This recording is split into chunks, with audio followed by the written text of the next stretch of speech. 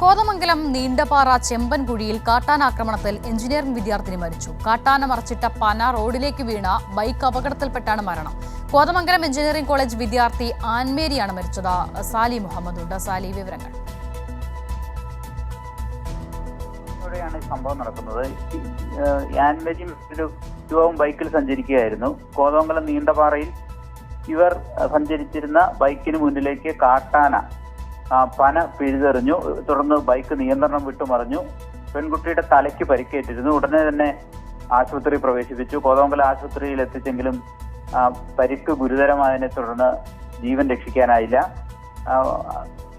പാലക്കാട് കഞ്ചിക്കോട് സ്വദേശിനി ആൻമേരിയാണ് മരിച്ചത്.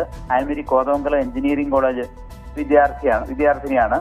ഒപ്പം ഉണ്ടായിരുന്ന അതേ കോളേജിലെ വിദ്യാർത്ഥി അടിവാട് സ്വദേശി അൽത്താഫിനും പരിക്കുണ്ട്. പക്ഷേ അൽത്താഫ് അപകടനില തരണം ചെയ്തു എന്നാണ് ആശുപത്രി അധികൃതർ അറിയിച്ചിരിക്കുന്നത്. ആൻമേരി പാലക്കാട് കഞ്ചിക്കോട് സ്വദേശിനിയാണ്. മൃതദേഹം ഇപ്പോൾ പോസ്റ്റ്മോർട്ടത്തിനായി കളമശ്ശേരി മെഡിക്കൽ കോളേജ് ആശുപത്രിയിലേക്ക് കൊണ്ടുപോയിട്ടുണ്ട്.